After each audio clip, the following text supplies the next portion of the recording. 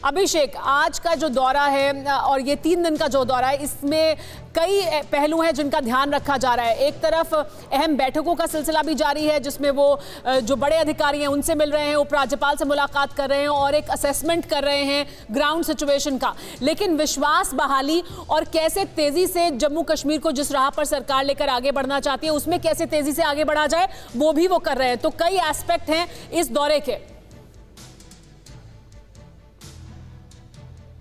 बिल्कुल ठीक कह रही हैं सुमेरा, ये दोनों ही एस्पेक्ट बहुत ही महत्वपूर्ण है और इन दोनों पर ही पूरा ध्यान दिया जा रहा है। जैसा कि आपने पहले कहा, यहाँ पर जो पैरामिलिट्री फोर्सेज हैं, सीआरपीएफ, बीएसएफ, एनआईए, जो जांच एजेंसी जो लगातार टेरर फंडिंग की जांच करी, उनके चीफ यहाँ पर मौजूद हैं। उन सबके साथ में एक असेसमेंट लिया है होम मिनिस्टर ने। और इंगेजमेंट जो अभी आपने बात कही है वो बहुत ही महत्वपूर्ण है।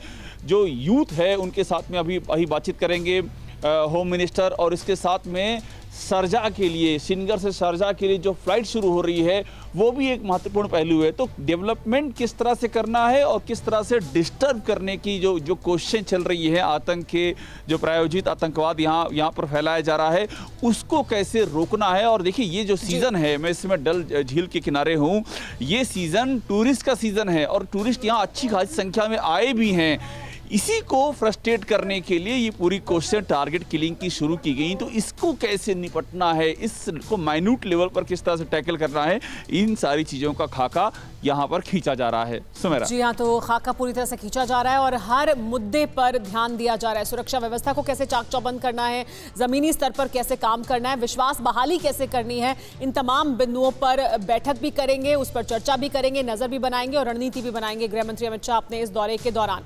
हमारे साथ मेहमान जुड़े हुए हैं लगातार।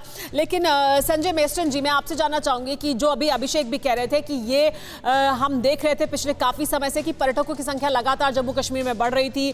जो बड़ा कदम सरकार की तरफ से 370 को 35 को खत्म करने का उठाया गया, उसके बाद और ज्यादा बढ़ी लोगों की संख्या वहां जाने को लेकर, क्या इसको ही डिस्करेज करने के लिए, निशाना बनाने के लिए और हाईलाइट्स ग्रैब करने के लिए इस तरह की रणनीति इख्तियार की गई जो आतंकी इख्तियार कर रहे हैं? सुमेरा, एक्चुअली आपका last part of the question थोड़ा डिस्टॉर्टेड हो गया था। Can you repeat the question please? मेरा सवाल यही है कि क्योंकि हमने देखा 370 खत्म होने के बावजूद जो पर्यटक थे, जो बाहर से लोग पहुंच रहे थे, उनकी संख्या बढ़ रही थी लगातार। और जम्मू कश्मीर में भी हम देख रहे थे कि नॉर्मलाइजेशन फिर से वापस एकदम आम ढर्रे पर जिंदगी फिर से चल पड़ी थी। उससे परेशान होकर क्या इस तरह के कदम उठाए जा रहे हैं जो आतंकी उठा रहे हैं, जिसको कि अब जवाब देने की जरूरत है?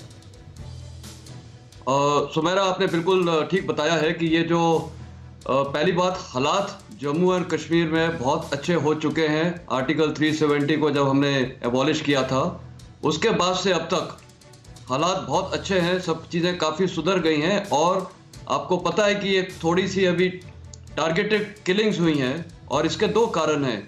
एक तो क्या है कि ये पाकिस्तान का फ्रस्ट्रेटेड लेवल हो चुका है कि कश्मीर इतना बढ़िया चलता जा रहा है, तो उन्होंने एक स्ट्रैटेजी बनाई कि टारगेटेड किलिंग करो, जिसमें हर कौम के लोग हैं, उसमें कुछ मुस्लिम भी शामिल हैं जो वहीं के रहने वाले हैं। और अभी आपने देखा गृह मंत्री, एक पुलिस कर्मचारी जो शहीद थे परवेज, उनके घर भी गए, तो उन्होंने किसी को नहीं छोड़ा है।